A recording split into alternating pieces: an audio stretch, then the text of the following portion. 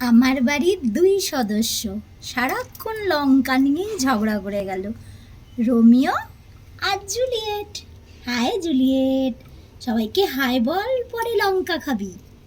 High Romeo, দেখ 24 ঘন্টা হয়নি এসেছিস, অথচ ঠিক দুজনের মধ্যে খুনসুটি শুরু, আর আমায় চিনে নিয়েছে। এর জন্যই তো আমি মাম্মা, তাই না বল? কি মিষ্টি আমার দুটো রোমিও জুলিয়েট।